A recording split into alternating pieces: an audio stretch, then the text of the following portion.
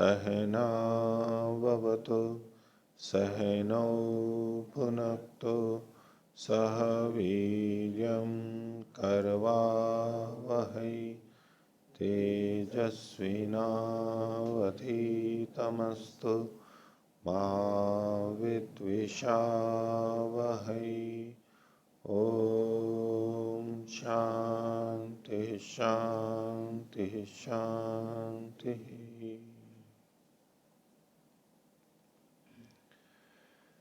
मीमांसा दर्शन की 456वीं कक्षा, मीमांसा दर्शन के 11वें अध्याय का तृतीय पाठ,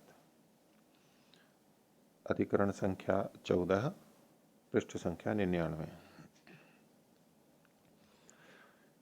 पीछे 13वां अधिकरण चल रहा था जिसमें इन्होंने पात्र को लेकर के चर्चा की कि पात्र कब से धारण किए जाने चाहिए।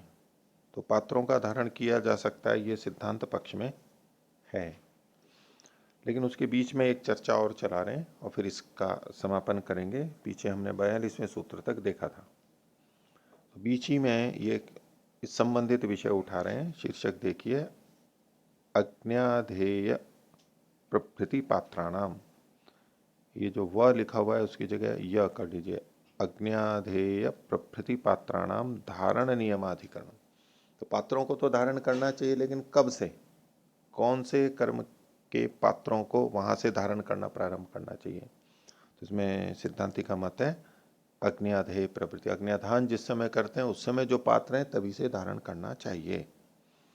पूर्व पक्षी इसमें कह रहा है प्रकृत्यर्थत्वात् पौर्णमास्याः क्रियरन। तो ये जो अज्ञाधान है वो प्रकृति के लिए है, इसलिए प्रकृति यानी दर्शपूर्ण मास के पात्रों को वहां से धारण करना चाहिए। उससे पहले के जो पात्र हैं उनको धारण नहीं करना चाहिए। अज्ञाधान तो पहले ही हो जाता है, उसके पात्रों को धारण नहीं करना चाहिए। भाष्य, एवं स्थितम अपर्यवसितम अंतरा चिंतांतरम क्रियते। पीछे के लिए कह रहे हैं ये 42वें सूत्र में जो पात्रों की चर्चा थी, इतना होने पे लेकिन ये समाप्त नहीं हुई है, तो दूसरी चिंता विषय प्रारंभ कर रहे हैं। क्या यज्ञ पात्राणी धारयितव्यानि इत्युक्तम। ये तो पीछे कह दिया कि यज्ञ के पात्र धारण करने चाहिए। तत्र चिंत्यते किम पौर्णमास्या आरभ्य धारयितव्यानि उत अज्ञाधेयादि इति। तो पौर्णमासी से आरंभ करके धारण करने चाहिए अथवा अज्ञाधान से प्रारंभ करके धारण करने चाहिए। किम प्राप्तम। तो इस पर पूर्व पक्षी कहता है पौर्णमास्या आरभ्य धारयितव्यानि, पौर्णमासी से लेके करना चाहिए। कुतः प्रकृत्यर्थत्वात् इमानी पात्राणि अनारभ्योक्तत्वात् दर्शपूर्ण मासार्थानि। पात्र जो है अनारभ्य विधि है, सामान्य रूप से कहे गए हैं, तो वो दर्शपूर्ण मास के लिए है, इसलिए वहां से तत्रैषाम उत्पत्ति ही, वही इनकी उत्पत्ति होती है। उत्पत्ति प्रवृत्ति से धारणम, उत्पत्ति से ही धारण करना चाहिए। तस्मात् पौर्णमास्या आरभ्य धारयितव्यानि। सिद्धांति कह रहा है इस पे 44वां सूत्र, अज्ञाधेय व अप्रतिषेधात् तानि धारयेत मरणस्य अनिमित्तत्वात् है अविप्रतिषेधात्। ठीक है, अज्ञाधेय व अविप्रतिषेधात्। अज्ञाधान में जो पात्र हैं उनका विप्रतिषेध नहीं है, अविप्रतिषेध है, विरोध नहीं है उनके धारण करने में। और उसमें है कि मरण के अनिमित्तक होने से, यानी कभी भी हो सकने के कारण से। नवा पौर्णमास्या आरभ्य धारणम किम तरी अज्ञाधेयात, अज्ञाधान से ही। कुतः अविप्रतिषेधात्, खोल रहे हैं उसको। यद्यपि पौर्णमास्याम विहितानि चोदकेन पवमान हविषु प्राप्तानि। ये कह रहे हैं कि पौर्णमासी में जो विहित हैं वो अतिदेश वचन से पवमान हवियों में भी प्राप्त हो रहे हैं वो पात्र। ये पवमान हवियां हैं, ये आधान के बाद में होती हैं, यानी दर्शपूर्ण मास से पहले ही हो जाती हैं। तो यद्यपि दर्शपूर्ण मास से संबंधित है ये वहां उसके लिए, लेकिन अतिदेश से ये पवमान हवियों में भी प्राप्त हो जाती हैं। तो पवमान हविषु प्राप्तानि तथा प्रभृति धार्यमाणेषु, और वहां से भी धारण अगर आप माने, दर्शपूर्ण मास से धारण मानेंगे तब भी यही दोष बताएंगे, और वहां से ये पवमान हवियों में भी प्राप्त, इष्टियों पवमान इष्टि में भी प्राप्त हो रही है तब भी वो का वही दोष है। तो अधिक से अधिक पवमान में आ सकती थी पूर्व पक्षी के अनुसार, तो उसके लिए निषेध करें। तथा प्रवृत्ति धार्यमानेषु विप्रतिषेधो भवति। विप्रतिषेध क्यों होता है, मरण से अनिमित्तत्वात्। खोल रहे हैं, प्राक पौर्णमास्या यदि मरणम आपद्येत यजमान शरीर संस्कार लोपो भवति। तो पौर्णमासी से पहले मृत्यु हो जाएगी या तो पौमानेष्टि से पहले हो जाएगी, तो ऐसे में यजमान के शरीर के संस्कार का लोप हो जाएगा, क्योंकि ये इन पात्रों से यजमान के शरीर का संस्कार मान रहा है, यजमान के शरीर का संस्कार होता है, तो वो लोप हो जाएगा। आधानाच आरभ्य, आधान से प्रारंभ करके धार्यमाणेषु अविप्रतिषेधो भवति। आधान से लेके ही उसी समय के पात्रों को धारण करेंगे तो कोई दोष नहीं आएगा, असंगति नहीं होगी। तस्मात् आधानात आरभ्य धारणम, आधान से लेके आरंभ धारण करना चाहिए। क्या कह रहे हैं? हाँ, सिद्धांति का सूत्र है। हाँ है, प्रतिपत्ति कर्म, ठीक कह रहे हो आप वैसे, लेकिन ये सूत्र तो सिद्धांति का ही है। अज्ञाधेये वा अविप्रतिषेधा तानि धारयेत। हाँ, मरण से, हाँ अगर ऐसा मानेंगे तो, हाँ हाँ ऐसा प्रतिपत्ति कर्म है, ठीक है ठीक है।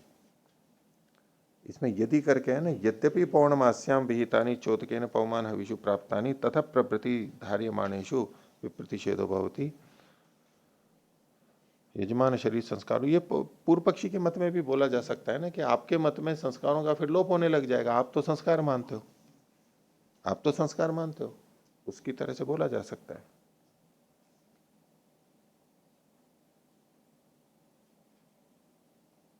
ये पूर्व पक्ष में घटेगा, ठीक है। ये भी चर्चा आएगी कि ये संस्कार वाला है, ये संस्कार के लिए है या प्रतिपत्ति कर्म है। वैसे तो प्रतिपत्ति कर्म निश्चित है ही।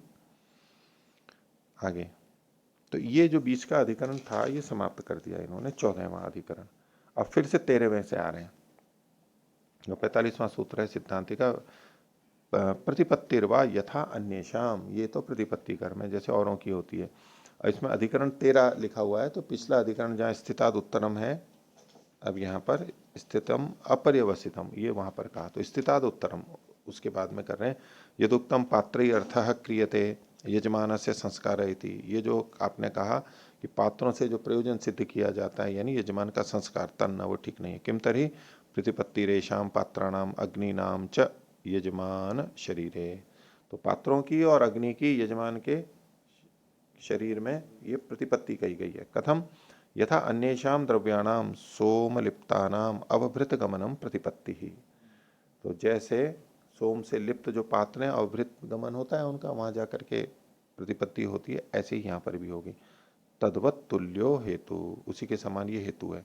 तान्यपि नाना कर्मसु उपयुक्तानि प्रतिपादनार हानि, ये जो पात्र हैं अनेक कर्मों में उपयोग किए जा सके तो ये प्रतिपत्ति के योग्य हैं। इमान्यपि पात्राणि अग्नयश्च तथैव, ये पात्र और अग्नि दोनों हैं। वहां पर कहा था ना अग्निभिश्च पात्रैश्च, तो वो अग्नियों से भी, जो उसकी अपनी अग्नियां थी उसको भी वहीं पर ही डाल देते हैं। तस्मात् तेषाम अपनी प्रतिपत्ति ही, उनकी भी प्रतिपत्ति होगी। पूर्व पक्षी कह रहा है ननु तृतीया संयोग उभयत्र विद्यते, या तो तीनों दोनों जगह पे तृतीया विभक्ति है। अग्नि भी यजमानश्च, नहीं यज पात्रैश्च, अग्नि भी और यज पात्रैश्च दोनों जगह ही तृतीया विभक्ति है। तो सिद्धांत कह रहा है न खलु, पूर्ण विराम हटा लीजिए, न खलु यजमान शरीरे अग्निनाम पात्राणाम च निक्षेपणम प्रतिपत्ति न दहनम, तो यजमान के शरीर में अग्नियों का और पात्रों का जो निक्षेप है ये प्रतिपत्ति है। हाँ, न खलु मतलब ये निषेध कर रहे हैं, यहाँ तो अल्प विराम लेना पड़ेगा, अल्प विराम यहाँ ले लीजिए। हाँ, न खलु, आपकी बात ठीक नहीं है। क्यों? यजमान शरीर अग्निनाम पात्राणाम च निक्षेपणम प्रतिपत्ति, ये प्रतिपत्ति है, न दहनम, ये उसका जलाना, ये वहां पर प्रयोजन नहीं है। आहिताग्नेर दहने च तृतीया, आहिताग्नि के दहन में ये तृतीया है। तत्र तेषाम गुण भाव एवं, दहन के संदर्भ में उनका गुण भाव है। तैरही तत्संपद्यते, उसके साथ में है, तत्साध्यते, तैरही तत्साध्यते, तत् मतलब दहन, उससे सिद्ध किया जाता है। निक्षेपणे तो द्वितीय व, अगर केवल निक्षेपण मात्र करते तो द्वितीय ही होगी।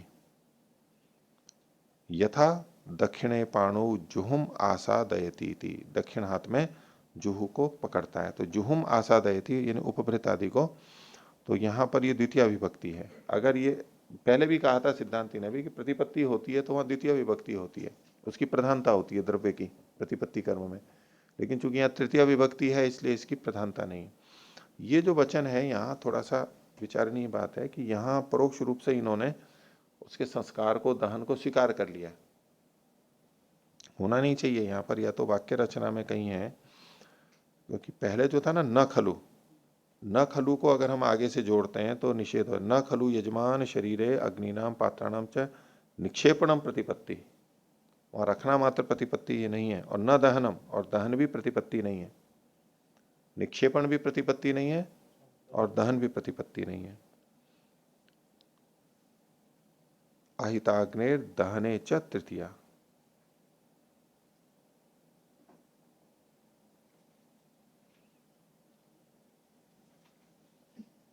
तत्र तेषाम गुण भाव एवं। अब इनका गुण भाव अगर कर लिया पात्रों का और अग्नि का, तो इस रूप में ये संस्कार करने वाले हो गए दहन की दृष्टि से। तैरही तत्साध्यते, ये गुण भाव को बता दिया। निक्षेपण है तो द्वितीय, यदि निक्षेपण मात्र होता है यानी प्रतिपत्ति तो द्वितीय होनी चाहिए, लेकिन यहाँ द्वितीय नहीं है, तब इससे क्या निकल करके आएगा अंततः। क्योंकि तृतीया है इसलिए यहां पर वो संस्कार कर्म की तरफ जा रहे हैं, जबकि सूत्र के विपरीत है। प्रतिपत्तिर्वा यथा अन्येषाम, ये प्रतिपत्ति ही माननी चाहिए।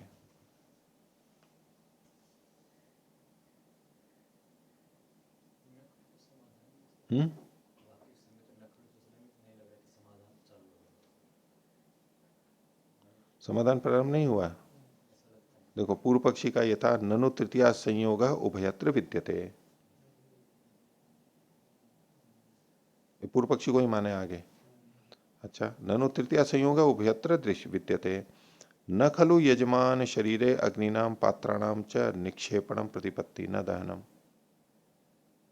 पूर्व पक्षी की तरफ से माने तो वो क्या कहेगा, ननु तृतीया संयोग उभयत्र विद्यते, ठीक है। न खलु यजमान शरीरे अग्निनाम पात्राणाम च निक्षेपणम प्रतिपत्ति, प्रतिपत्ति नहीं है न खलु, और न दहनम, दहन भी नहीं है, दहन भी नहीं है। आहिताग्ने दहने च तृतीया, दहन में तृतीया है, तो जो दहन क्यों नहीं है, इसका मतलब ये यूं कह रहे हैं कि न निक्षेपणम प्रतिपत्ति न दहनम प्रतिपत्ति, प्रतिपत्ति को दोनों तरफ लगाएंगे, दहन भी अपने आप में प्रतिपत्ति नहीं है। आहिताग्नेर दहने च तृतीया, लेकिन यह तृतीया दहन में ही है। तत्र तेषाम गुण भाव एवं तैहि तत्साध्यते, निक्षेपण है तो द्वितीय एवं यथा। तो ये तो फिर पूर्व पक्ष हुआ ना, यह समाप्ति नहीं हो सकती ना ये सिद्धांति की, इतने मात्र से बात नहीं बनी है, या तो कुछ आना चाहिए। जबकि ऊपर शीर्षक क्या दे रखा है, प्रतिपत्तिर्वा यथा अन्येषाम, ये प्रतिपत्ति में मान करके चल रहे हैं।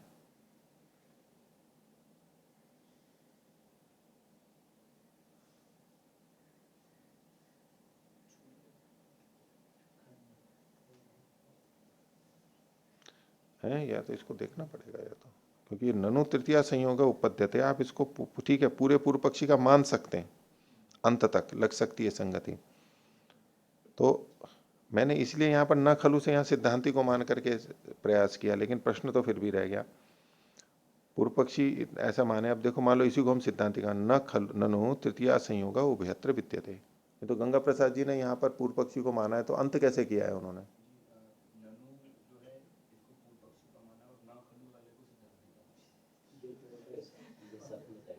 है हाँ नहीं, लेकिन मैं ऐसा समझा था आप कह रहे हो कि न खलु है, इसको पूर्व पक्षी का माना है। अच्छा हाँ, तो जब ये संगति नहीं लगती है तो मैं कई बार उसको देखता ही था गंगा प्रसाद जी को, उन्होंने स्पष्ट लिखा है कि ये सिद्धांति का है, तो फिर हम उसी तरह देखने का प्रयास करते हैं कि भाई उस तरह कुछ संगति लग जाए।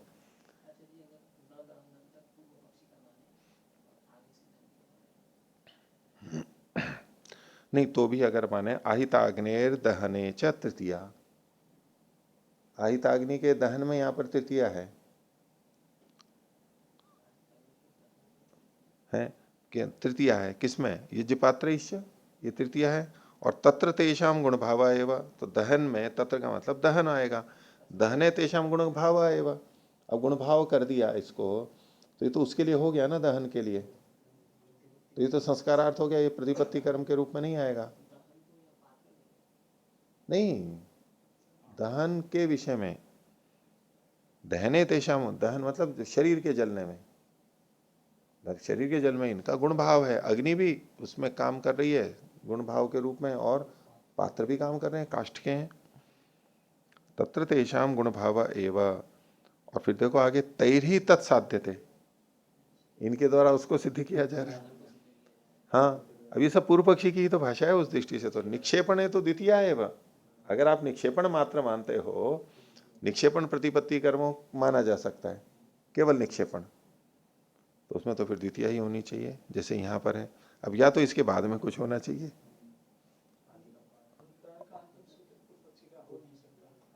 नहीं, सूत्र तो सिद्धांतिक है, प्रतिपत्तिर्वा यथा अन्येषाम, सूत्र तो प्रतिपत्ति ही बता रहा है ना, भाष्य की समस्या है हमारे को। ठीक है, इसको देखते हैं, या तो कुछ छूटा हुआ होगा।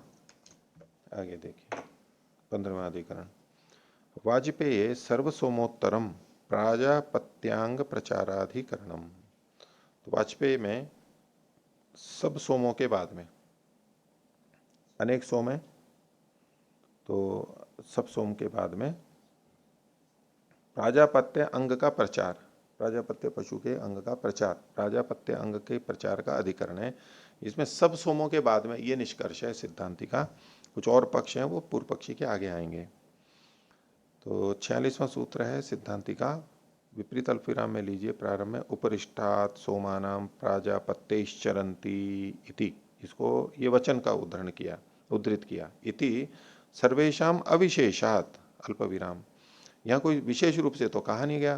तो सोमानाम उपरिष्टात, उपरिष्टात ये काल के लिए कथन है कि सोम के बाद में, सोमों के बाद में प्राजापत्य से चरण करते हैं, प्राजापत्य अंगों से चरण करते हैं, प्रचरण करते हैं। तो इससे ये जो सोमा नाम है, इसमें सर्वेशम अविशेषात, कोई विशेषण तो है नहीं, इसलिए सभी सोमों का लेना चाहिए। अवाच्यो ही प्रकृति काल, इसमें जो प्रकृति का काल है वो तो कहा नहीं गया है, इसकी व्याख्या आगे करेंगे।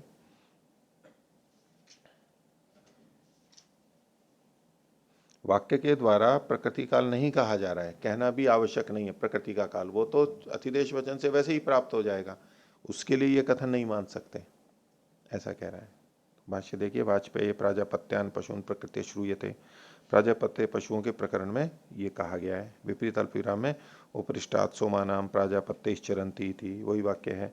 तत्र विचार्यते किम आर्भव काले प्रचरितव्यम, आर्भव काल में प्रचार करना चाहिए प्राजापत्य पशुओं का, ये एक पक्ष है। उत शस्त्रवताम सोमानाम उपरिष्टात्, कि शस्त्र वाले जो सोम हैं, शस्त्रगान आदि जो करते हैं, उसमें उन सोमों के बाद में, सोम मतलब ये विशेषण लगा दिया, शस्त्रवताम सोमानाम, ये दूसरा पक्ष हुआ। उत तीसरा कह रहे हैं विकार स्थाने, विकारक में, तो यानी आहुतियों के बाद, विकार आहुतियां जो होती हैं विकृति में, उसके बाद में ये करना है, तो विकार स्थाने अथवा। और चौथा है सर्वसोमानाम उपरिष्टादिति, ये सिद्धांति का पक्ष है, चौथा पक्ष। किम प्राप्तम, तो पूर्व पक्षी प्रथम कहता है, यानी प्रथम पक्ष वाला, आर्भव काले इति, कुतः प्रकृतौ आर्भव काले प्रचारो वृत्ता, प्रकृति में तो आर्भव काल में, आर्भव में ही ये इसका किया गया था, तो प्रकृतिवत यहाँ भी तत्तैव कर्तव्य, प्रकृति के समान वही करना चाहिए। एवं च अंग विपर्यास न कृतो भवति, से अंगों का भी इधर उधर करना नहीं होता, प्रकृति में जो अंग जिस क्रम में पड़े गए हैं उसमें आगे पीछे भी नहीं होता, अगर आर्भव काल में ही करते हैं तो। कैसे, वो आगे बताएंगे। यदि सर्व सोमान सोमानाम उपरिष्टात प्रचार क्रियेत, अगर सारे सोम होने के बाद में फिर ये प्राजापत्य अंगों का प्रचार किया जाए तो क्या होगा। ततः, अभी कुछ वचन है आगे विपरीत अल्पविराम में, आग्नि मारुता दूर्ध्वम अनुयाजैश्चरन्ति थी, बंद कर लीजिए। प्रहृत्य परिधीन हारि योजनम इति, बंद कर लीजिए। एतद उभयम अपि विपर्यस्येत, ये दोनों आगे पीछे हो जाएंगे। क्यों हो जाएंगे वो आगे बता रहे हैं। न आग्नि मारुताद ऊर्ध्वम अनुयाजैश्चर्येत अल्प विराम। देखो ऊपर वचन क्या दिया था, आग्नि मारुताद ऊर्ध्वम अनुयाजैश्चरन्ति, और जब ये अगर प्रचार आगे चला जाता है सब सोमों के बाद में, तो फिर अग्नि मारुत के बाद में अनुयाज नहीं हो पाएंगे।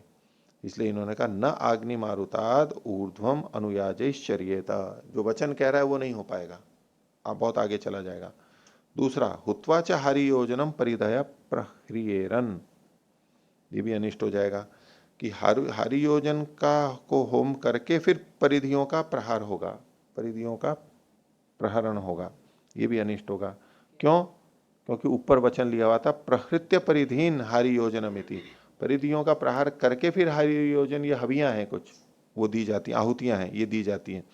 अब अगर यहाँ पर ये आगे चले जाएंगे तो ये जो परिधियों का प्रहार है ये भी आगे चला जाएगा, ये सब सोमों के बाद में होगा, सब सोमों के बाद में होगा। इसका मतलब क्या हुआ कि, और ये हरि योजन जो आहुतियां ये पहले हो जाएंगी। होना क्या चाहिए था, परिधि के प्रहार के बाद में हरि योजन आहुतियां होनी चाहिए थी, लेकिन अगर सब सोमों के बाद में ले जाते हैं तो हरि योजन आहुतियां पहले हो जाएंगी और परिधियों का प्रहरण बाद में हो जाएगा। ये जुड़े हुए हैं ना, परिधि वो जो आगे लगाते हैं, तीन तरफ जो लगाते हैं ना, तीन दंड आगे का खुला रखते हैं, तो वो पड़ा हुआ यूप जैसा आप कहो या काष्ठ डंडे होते हैं वो, तो उसका प्रहार अंत में करेंगे, फिर सब सोमों के बाद में करेंगे, क्रम बदल जाएगा। हाँ, पहला वाला उदाहरण नहीं समझ में आया, अग्नि मारुत वाला। आग्नि मारुताद ऊर्ध्वम अनुयाजैश्चरन्ति, आग्नि मारुत के बाद में अनुयाज करते हैं, ठीक है। अब यहां पर जब ये सब सोमों के अंत में ले जाएंगे तो अनुयाज भी पीछे चले जाएंगे, तो आग्नि मारुत के बाद में, तत्काल बाद में नहीं हो पाएंगे ये। हाँ, ज्यादा अंतर होगा, लेकिन ये कहना है उसके बाद ही करने चाहिए, ऊर्ध्वम जो कहा ना उसके बाद में करनी चाहिए। तो इसलिए इन्होंने कहा एतद उभयम अपनी विपर्यस्येत, ये दोनों वचन कैसे विपर्यस्त हो रहे हैं, तो एक क्रमशः है। न अग्नि मारुता ऊर्ध्वम अनुयाजैश्चर्येत, अग्नि मारुत के बाद में अनुयाजों से चरण नहीं कर पाएगा वो, ये दोष हो जाएगा शब्द का। और दूसरे के लिए जोड़ रहे हैं हुत्वा च हरि योजनम परिधया प्रह्रियेरन, ये अनिष्ट है कि होम करके, हरि योजन होम करके फिर परिधियों का प्रहार करेगा, जबकि था क्या, परिधियों का प्रहार करके हरि योजन होम करना चाहिए था। तो सोयम अंगाना विपर्यासो बिना वचने न क्रिएट, ये जो विपर्यास है इसका कोई वचन तो दे नहीं रखा है कि विपर्यास करो, तो वो हो जाएगा अनिष्ट है। अथ तू आर्भव काले प्रचारस ततो नैश दोषो भवति, अगर ये प्रचार जो है प्राजापत्य अंगों का प्रचार है आर्भव काल में करेंगे तो ये दोष नहीं आएंगे, यथा स्थान पर रह जाएंगे, यथा क्रम होगा ये। इस पर सिद्धांति कह रहा है एवं प्राप्ते उच्यते, विपरीत अल्पविरा में उपरिष्टात् सोमानाम प्राजापत्यश्चरन्ति इत्युक्ते, ये कहने पर सर्व सोमानाम उपरिष्टात् प्रचर्येता, इस सूत्र में भी ऐसा ही कहा इन्होंने कि सभी सोमों के बाद में होना चाहिए, कुतः अविशेषात्। सोमानाम इत्युक्ते, ये जो वचन है उपरिष्टात् सोमानाम, इसमें जो सोमानाम है ये कहे जाने से सर्व सोमानाम अविशेष वचनात् प्रतीयते, तो ये कोई विशेष वचन विशेषण युक्त तो है नहीं, तो ये सभी सोमों का प्रतीत होता है। आगे, यत्तु आर्भव काला, एकता और जोड़ लीजिए इसमें, यत्तु आर्भव काला, पूर्ण विराम हटा लीजिए, प्रकृतितः प्राप्यते इति, और ये जो आर्भव काल है ये प्रकृति से प्राप्त हो रहा है, पूर्व पक्षी ने यही कहा था ना, विकृति में भी आर्भव काल में ही ये होने चाहिए, प्रकृति से प्राप्त था। तो यत्तु, ये जो आपने कहा कि आर्भव काल प्रकृतितः प्राप्यते इति अल्प विराम अवाच्यो ही प्रकृति काल, तो उस प्रकृति काल को तो वाक्य के द्वारा कहने की आवश्यकता ही नहीं थी, वो तो वैसे ही प्राप्त हो रहा था अगर प्रकृति से होता। क्यों? उसको आगे इन्होंने कहा प्रकृति काल के बाद अल्प विराम चोद के नहीं वो प्राप्त था, वो तो अतिदेश से वैसे ही प्राप्त था, तो वचन से करने की आवश्यकता नहीं थी। तदर्थो विधि कृत करो अनर्थक स्यात्, तो उसके लिए की गई ये जो विधि है कृतकर होने से अनर्थक हो जाएगी, पहले ही हो चुका है। तस्मात् सर्व सोमानाम उपरिष्टात् प्रचार, सब सोमों के बाद में करना चाहिए। इसके ऊपर 47वें सूत्र में पूर्व पक्षी कह रहा है, जो पीछे उसने बात रखी थी भाष्य में जो प्रश्न था वही यहाँ पर आगे कर रहे हैं। अंग विपर्यासो बिना वचनादिति चेत, बोले आप बिना वचन के अंगों का विपर्यास तो कर ही रहे हो, तो अथ यदुक्तम एवं सती अंग विपर्यासो बिना वचने न कृतो भविष्यति, बिना वचन के अंग का विपर्यास, ये अनिष्ट को बता रहा है पूर्व पक्षी। तस्य का परिहार है इति आभाषांतम सूत्रम। वो जो दोष दिखाया था उसी का समाधान यहाँ पर कर रहे हैं। तो 48वां सूत्र है सिद्धांति का, उत्कर्षः संयोगात काल मात्रम इतरत्र। बोले इनका जो उत्कर्ष होगा वो संयोग के कारण से होगा, उत्कर्ष हो जाएगा इनका, काल मात्रम इतरत्र। और वहां जो वो कथन किया गया वो केवल काल को बताने के लिए है और कुछ क्रम को बताने के लिए नहीं है कि इसी के बाद में एकदम जुड़ते जुड़ते क्रम से करो, केवल काल को बताने के लिए। भाष्य में बोलेंगे नैष दोषो यदुक्तम अंग विपर्यास इति, ये अंग विपर्यास कोई दोष नहीं है। कथम कृत्वा पशु प्रचारे तावद उत्कृष्यमाणे अनुयाजानाम परिधि प्रहरणस्य च उत्कर्षो न्याय्य। पशु प्रहार का, ये पशु प्रचार का उत्कर्ष कर दिया, प्राजापत्य अंग प्रचार का पशु प्रचारी हो गया वो, तो सिद्धांति के मतानुसार सब सोमों के अंत में उत्कर्ष कर दिया तब। तो पशु प्रचारे तावद उत्कृष्यमाणे अनुयाजानाम परिधि प्रहरणस्य च, तो अनुयाजों का और परिधि प्रहरण का जो उत्कर्ष है वो न्याय्य है। पूर्व पक्ष ने कहा था इसके साथ साथ जो अनुयाज और परिधि प्रहरण का उत्कर्ष होगा वो अनुचित है, ये कह रहा है कि नहीं वो उचित है। क्यों? संयोगात, संयोग होने से। संयोग बता रहे हैं, तानी ही पशु प्रचारे न क्रमतः संयुक्तानि, ये जो है अनुयाज और प्रहरण परिधि प्रहरण आदि जो युग है, तानी च पशु प्रचारेण, पशु प्रचार से क्रमतः संयुक्त है। न च अग्निमारुतस्य अनुयाजई सह, ये अग्निमारुत का अनुयाज के साथ में संबंध नहीं है। और हरि योजन से व परिधि प्रहरणेन क्रमो विवक्षिता, और हरि योजन का परिधि प्रहरण के साथ में क्रम भी वहां पर विवक्षित नहीं है। काल का तो कथन है लेकिन क्रम वहां पर विवक्षित नहीं है कि इसके बाद ही होना चाहिए। क्यों? न ही परिधि प्रहरणम हरि योजन से अंगम, तो परिधि प्रहरण है वो हरि योजन का अंग ही नहीं है। भाई अंग होता तो एक क्रम बन जाता। और हरि योजनो व परिधि प्रहरण से, उल्टा भी नहीं है कि हरि योजन परिधि प्रहरण का अंग हो जाए, अल्प विराम। उभौ व कस्यचित एकस्य प्रधान से, अथवा ये दोनों मिलकर के किसी प्रधान के अंग होते तब भी कुछ क्रम बन सकता था। या तो ये आपस में अंगांगी भाव होता तो क्रम होता, या ये दोनों मिलकर के किसी प्रधान से जुड़े होते तो भी अंग का क्रम हो सकता। ऐसा है ही नहीं यहाँ पर। एवं आग्निमारुतम अनुयाजाश्च यदि परस्परस्य अंगभूतानि भवेयुः एकस्य वा प्रधानस्य तथा एतेन क्रमेण उपकुर्वन्ति इति विवक्षितः क्रमः स्यात्। यह विवक्षित क्रम कब हो सकता था कि अग्निमारुत और अनुयाज यदि परस्पर एक दूसरे के अंगभूत होते अथवा ये किसी एक प्रधान के से जुड़े हुए होते, फिर इसके द्वारा क्रम से एक दूसरे का उपकार करते, ये विवक्षित क्रम वहां हो सकता था, लेकिन ऐसा है नहीं।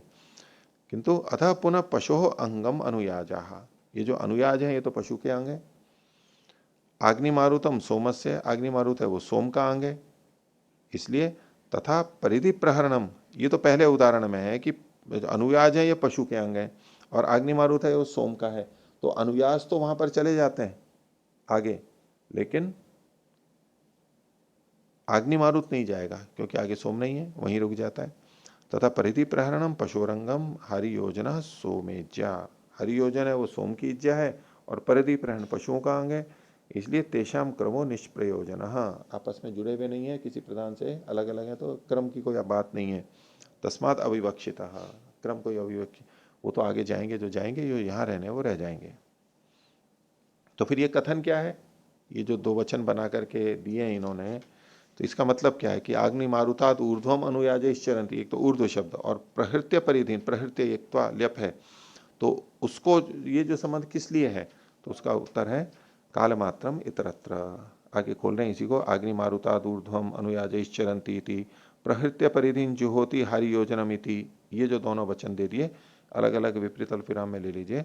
आगे है एतस्मिन् कालः काले इति लक्षणम आग्निमारुतम परिधि ग्रहणम च, ये तस्मिन कर लीजिए, क की जगह त, इस काल में ये लक्षण यहां अग्निमारुत और परिधि ग्रहण का किया गया है। इस काल में केवल काल को बताना है। अनपेतश्च लक्षणापाये कालः, लक्षणा के हट जाने पर भी काल तो नहीं हटेगा। लक्षणापाये अपि अनपेतश्च काल, काल तो फिर भी नहीं हटेगा। यथा अग्निहोत्र वेलायाम आगंतव्यमिति, अग्निहोत्र की वेला में आना चाहिए ये कहने पर पूर्ण विराम हटा लीजिए। यथा अग्निहोत्रम यत्र अग्निहोत्रम नास्ति, जहां अग्निहोत्र नहीं भी है, तत्रापि अनपेता वेला, काल तो वहां पर फिर भी नहीं हटाए। पूर्व पक्षी कह रहा है ननु एवं लक्षणा भवती, इससे तो लक्षणा करनी पड़ेगी आपको। सिद्धांत कहता है नहीं, नहीं है, लक्षणा नहीं करनी पड़ेगी। क्यों? कालम एव यह श्रुत्यर्थ, काल ही यहां पर श्रुति का अर्थ है। क्यों? त्वा तावत पूर्व काले एव स्मर्यते, त्वा प्रत्यय जो है वो पूर्व काल में ही स्मरण किया जाता है। और ऊर्ध्व शब्दों भी देशम कालम व ब्रूयात, ऊर्ध्व शब्द देश और काल दोनों को कहता है। देश से असंभवात कालार्थो विज्ञायते, देश के संभव न होने से काल अर्थ यहां पर जाना जाता है, तो इसलिए तो लक्षणा भी नहीं है। हाँ नहीं, क्रम की बात है, समस्या क्रम में है। नहीं, काल बदलेगा तो वो तो लिखा है ना यहाँ पर, काल बदलने के लिए तो वचन मिल रहा है हमारे को। ये जो लिखा ना उपरिष्टात् सोमानाम प्राजापत्य ईश्वरंती, ये वचन मिल रहा है ना, ये तो काल का उसको भिन्न काल में ले जाएगा, इसमें कोई समस्या नहीं है। बात यह है कि किस काल में ले जाए। तो पूर्व पक्षी कह रहा था ये प्राजापत आग्नि मारुतात ऊर्ध्वम अनुयाजैश्चरंती, आग्नि मारुत और ये अनुयाज, इनके क्रम में गड़बड़ आ रही है, ये कह रहा था।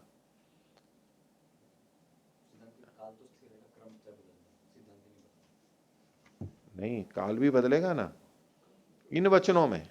पूर्व पक्षी ने जो ये जो वचन है ना, आग्नि मारुता ऊर्ध्वम अनुयाजैश्चरंती, इस वाक्य का क्या अर्थ है? अग्नि मारुत के बाद में अनुयाज करते हैं। तो एक तो हम ये करें बाद में, मतलब इसके क्रम की दृष्टि से, क्रम की दृष्टि से इसका क्रम यही होना चाहिए, बीच में और कुछ नहीं आ जाना चाहिए। एक तो ये अर्थ है, एक है कि इसके बाद में। तो यहां कौन सा अर्थ कहता है? उर्दू का मतलब क्या है? बाद में। मैं कहूं कि भोजन करने के बाद में मेरे से मिल लेना, तो कब मिलेंगे? बीच में कुछ भी नहीं होना चाहिए, हाथ भी नहीं धो, बर्तन भी नहीं धो। बोले नहीं, वो तो उसी में आ जाएंगे। चलो आ भी गए, फिर वहां से चल करके आ रहे हैं, तो बीच में किसी से बात भी नहीं करनी है। कोई चलते चलते किसी ने कुछ पूछ लिया तो उससे 1-2 मिनट बात करके आ सकते हैं, नहीं आ सकते? आ भी सकते हैं। तो आ गया ना पक्ष। एक तो हम बोलेंगे कि बस उसके बाद में मिलना है, यानी बीच में कुछ भी नहीं होना चाहिए। एक क्रम है, इसके तत्काल बाद में आपको कहना बीच में कुछ भी नहीं आ सकता है। और एक है बीच में कुछ थोड़ा मोटा कुछ आवश्यक हुआ तो वो भी हो गया, फिर बाद में भी हो गया वो। तो ये सिद्धांत, वो तो पूर्व पक्षी ले रहा है क्रम, काल तो जुड़ा हुआ ही है उसमें, क्रम उत्तर कालता है, लेकिन आनंतर्य को भी एकदम ले रहा है, क्रम को भी साथ में ले रहा है। सिद्धांति कह रहे नहीं, बस केवल काल कहा जा रहा है, क्रम की बात नहीं है यहां पर। ठीक है, हाँ क्रम बदलेगा ना। नहीं, एक में पहले उदाहरण में तो काल नहीं बदलेगा, ठीक है, अनुयाज बाद में है तो अभी भी बाद में ही रहेंगे। लेकिन परिधि का प्रहार और हरि योजन, इसमें तो बदल गया ना। वहां है परिधि प्रहरण के बाद में हरि योजन की आहुतियां, और अपरिधि प्रहरण जो है वो चला गया बाद में, और हरि योजन की आहुतियां पहले हो गई, तो यहां तो आगे पीछे भी तो हो गया। हाँ, अपेक्षा से तो वो तो वचन से चला जाएगा ना वहां।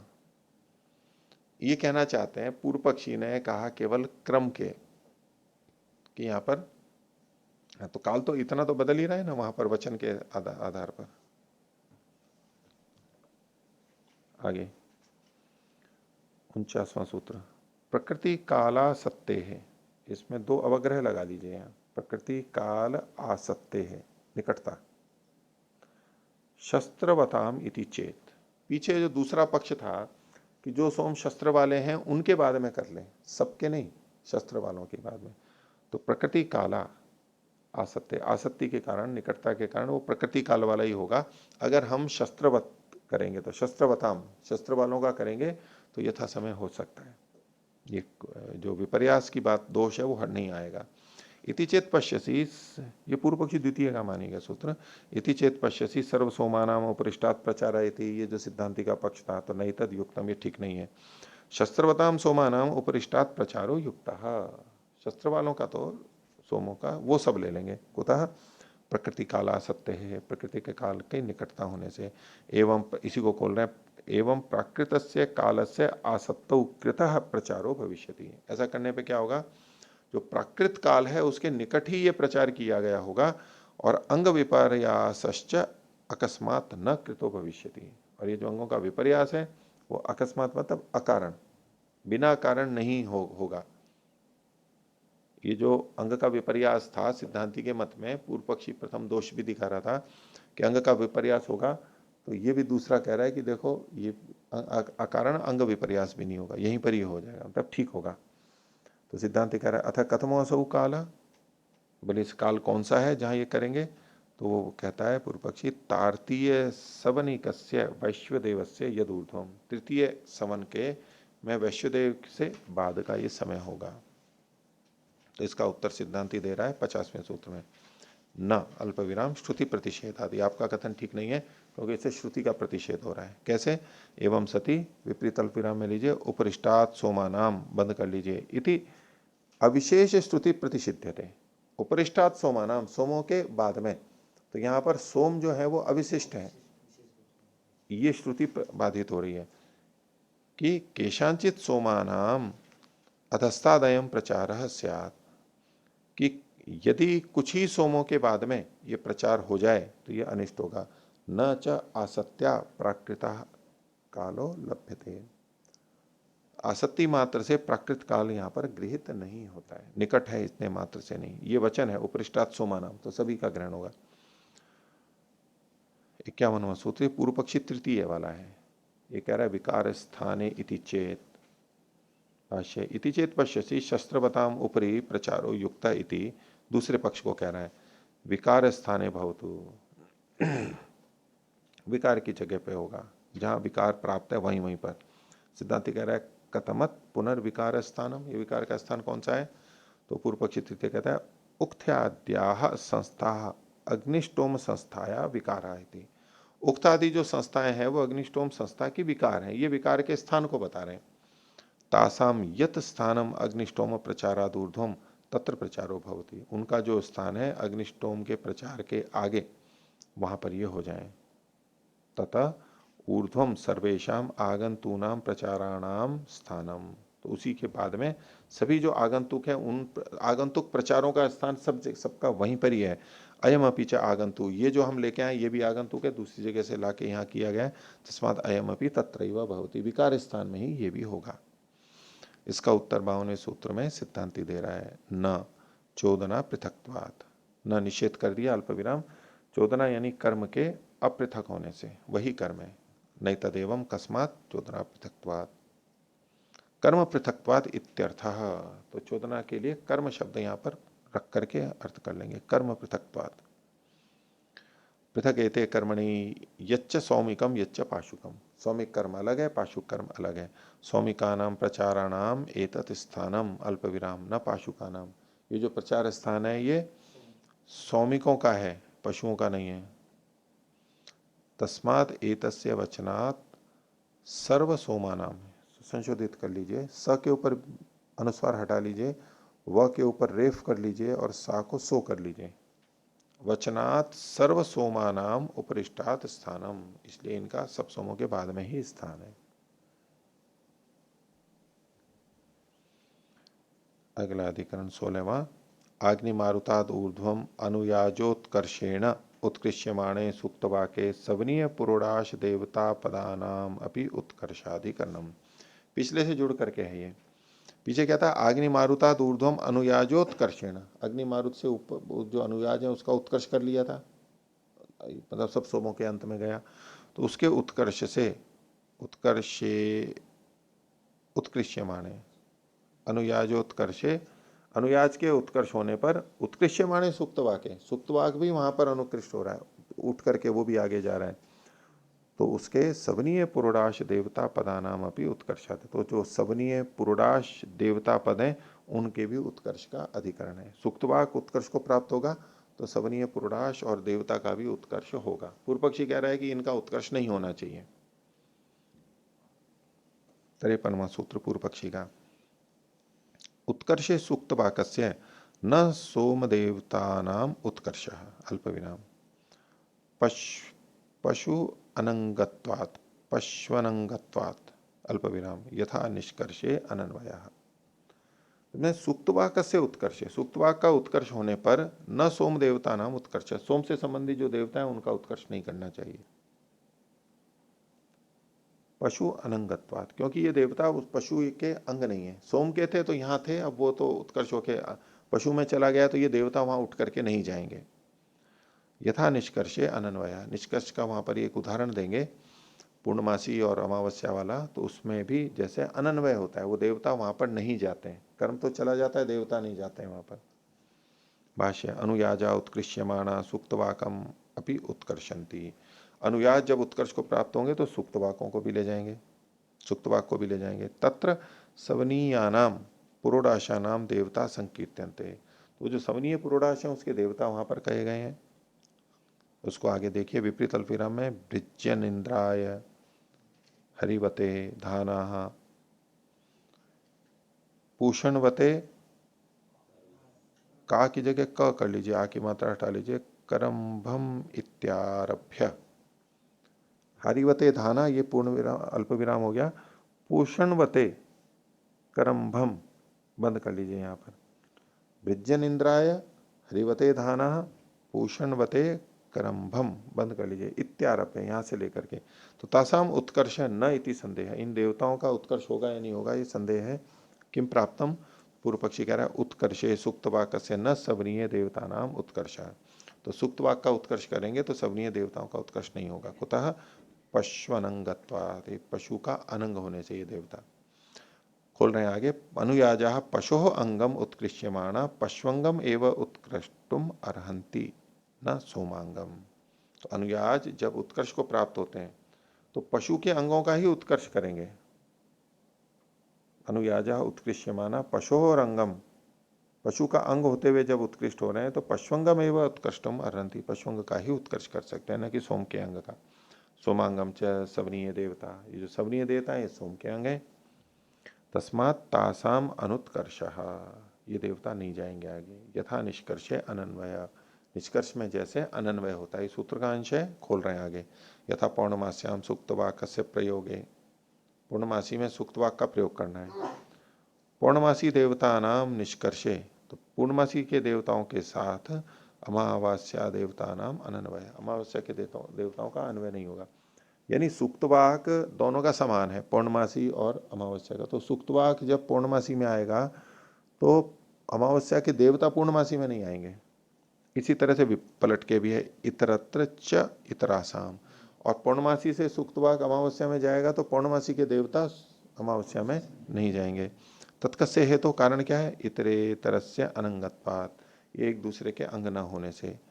तद्वद इहापि अनुत्कर्ष, उसी प्रकार यहां भी इनका देवताओं का अनुत्कर्ष होगा, ये पूर्व पक्षी ने कहा।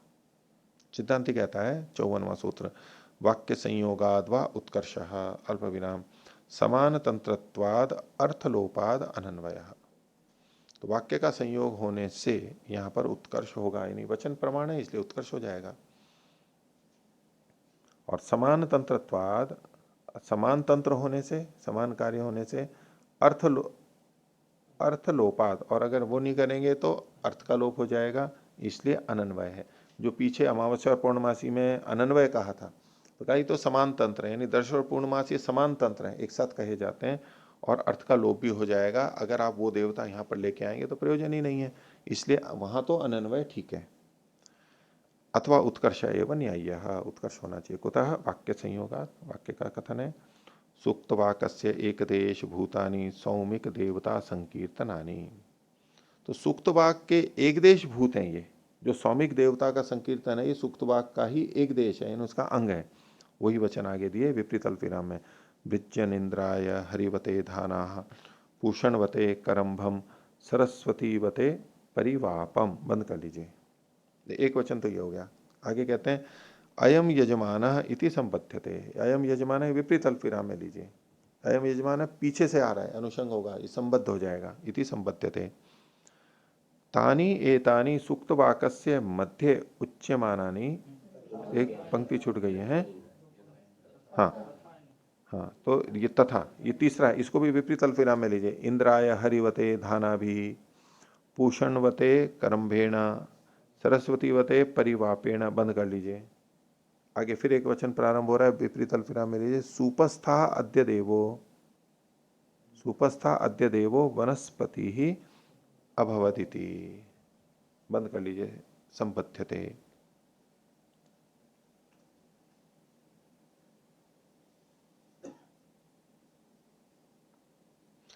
तानी एतानी सुक्तवाक्य मध्य उच्यमानानि अर्थवंती, ये सब जो देवताएं सुक्तवाक के बीच में पढ़े जाने से सार्थक होते हैं। निष्टकानी केवलानी अनर्थकानी, निकृष्टानी, हाँ निकृष्टानी केवलानी अनर्थकानी भवंती, केवल निकृष्ट हैं उधर से इधर लाए तो वो अनर्थक होंगे, यहाँ सार्थक है। न च सवनीयानाम सुक्तवाको अस्ति यत्र एतानी उच्चार्येरन, और सवनियों का सुक्तवाक भी नहीं है जहाँ की ये देवता पढ़े जाए। पाशुक में ही है वो, तो पाशुका एवं सूक्तवाकस्तेषाम प्रसंग सिद्ध, विसर्ग हटा लीजिए सी के बाद में, तो पाशुक ही सूक्तवाक है, उन्हीं का प्रसंग से सिद्ध है। अतः तत्रई देवतानाम संकीर्तनम युक्तम, तो वहीं पर जो देवता पढ़े हैं उन्हीं का संकीर्तन युक्त है। न च उत्कृष्यते, यहां से वहां नहीं जाते, सच उत्कृष्ट, अच्छा। अतः तत्र तत्रैतत् देवतानां संकीर्तनम युक्तम, हाँ ये सब सिद्धांत पक्ष है। ये जो देवताओं का संकीर्तन है वो ठीक ही है, क्योंकि ये सूक्तवाक साम सवनीय में तो है ही नहीं, सूक्तवाक का प्रयोग ही नहीं है, तो वहां जो देवता पढ़े गए हैं वो भी सूक्तवाक के साथ उत्कर्ष को प्राप्त होंगे, क्योंकि यहां पर तो सवनीय में तो यहाँ लाभ ही नहीं हो रहा है इनका कोई। देखो फिर से देखिए, न च सवनीयानाम सूक्तवाको अस्ति, सवनियों का तो सूक्तवाक है ही नहीं। यत्रेतानी उच्चार्यरन, जहां ये देवता उच्चारित किए जाए, तो पाशुके एवं सूक्तवाक, सूक्तवाक तो पाशुक में ही है, तेषाम प्रसंग सिद्ध, उन्हीं का प्रसंग वहां पर सिद्ध है। अतः तत्रैतद देवतानाम संकीर्तन युक्तम, ये जो देवता हैं सवनीय वाले वो पाशुक में ही जाएंगे, यानी इनका भी उत्कर्ष होगा। स च उत्कृष्यते, वो उत्कृष्ट होगा, उत्कर्ष को प्राप्त होगा। तस्मात् तासाम अपि उत्कर्ष, उन देवताओं का भी उत्कर्ष होगा। आर्षम चैवम अनुग्रहिष्यते, आ कर लीजिए इसको, आर्षम चैवम अनुग्रहिष्यते, आर्ष का भी ग्रहण होगा, यानी श्रुति का भी समर्थन होगा, अनुग्रह होगा। पूर्व पक्षी, यत्तु यथा निष्कर्षे अनन्वय, इसको विपरीत अल्पविराम में लीजिए, यथा निष्कर्षे अनन्वय, बंद कर लीजिए। इति, ये जो वचन था, पूर्व पक्षी कह रहा है इसका क्या उत्तर है, तो सिद्धांत कह रहे समान तंत्रत्वाद अर्थलोपाद अनन्वय, वहां तो चूंकि समान तंत्र था और अर्थ का लोप हो रहा था, इसलिए वहां पर अनन्वय है। खोल रहे हैं आगे, कैसे समान तंत्र, समान तंत्र हो दर्शपूर्ण मासो, दर्शपूर्ण और मास एक ही तंत्र वाले हैं। क्यों है, तयो साधारणम सुक्तवाकात सुक्तवाक आमनानम, तो सुक्तवाक का जो कथन है दोनों के लिए साधारण है। तद यथार्थम निवेशते, तो जैसा जहां प्रयोजन होता है वहीं पर उसका निवेश हो जाता है। अर्थलुप्तम च अमावास्या देवतानाम पौर्णमास्याम संकीर्तनम, तो अमावस्या के देवताओं का पौर्णमासी में जो संकीर्तन है वो अर्थलुप्त है, यानी निष्प्रयोजन है। इतरासाम च इतरत्र, इसी तरह दूसरों का दूसरों में। यत कारणम, क्यों ऐसा है, या इष्टा देवता ताह, अनुस्वार हटा लीजिए, या इष्टा देवता संकीर्तन न प्रत्यवेक्ष्यते, तो इष्ट देवता है वो चूंकि कथन किया गया है तो उनका प्रत्यवेक्षण होगा, है प्रत्यवेक्षन्ते, संकीर्तन न प्रत्यवेक्षते, वो वहां पर पहुंच जाएंगे।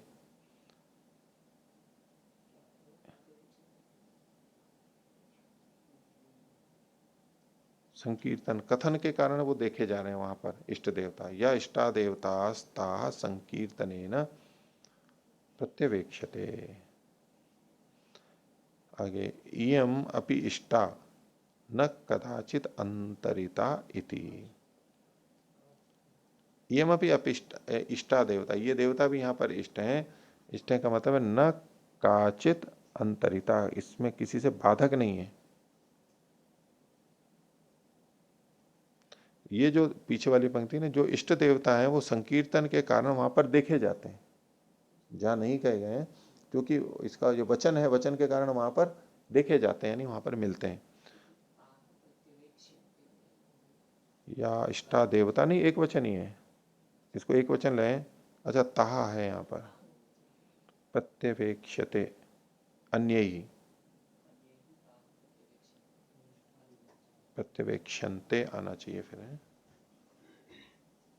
संकीर्तन है ना प्रत्यवेक्षते।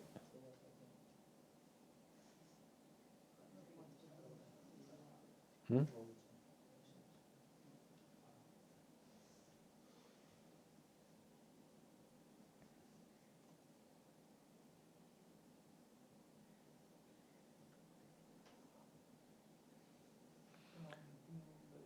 है द्वितीय बहुवचन, या इष्टा देवता ताह है, ये सब द्वितीय बहुवचन हो गया। अगर या इष्टा देवता संकीर्तन न प्रत्यवेक्षते, फिर तो प्रत्यवेक्षते चल जाएगा। देखते हैं हाँ, प्रत्यवेक्षते केनापि, हाँ त्वया, या इष्टा देवता है, इतरा साम चेत्रत यत कारणम या इष्टा देवता स्ताह संकीर्तन न प्रत्यवेक्षते। हाँ, द्वितीय बहुवचन देख करके कर सकते हैं इसको। इयम अपि इष्टाः न,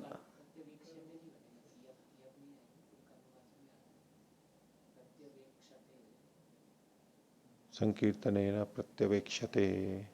चलो देखते हैं इसको। इयम अपि इष्टा न काचित अंतरिता इति, ये भी जो है इष्ट देवता है, किसी भी तरह से बाधित नहीं है। तस्मात् यथा निष्कर्षे अनन्वय इति अदृष्टान्तः।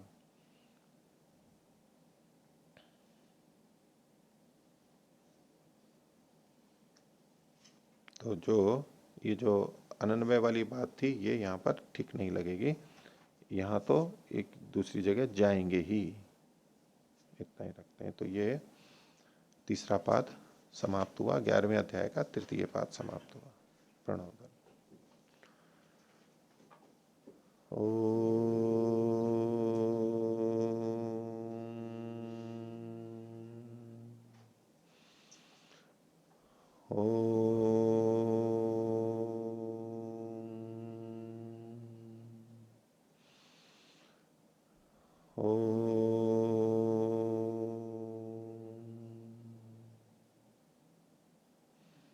सभी को सादर अभिवादन। ओम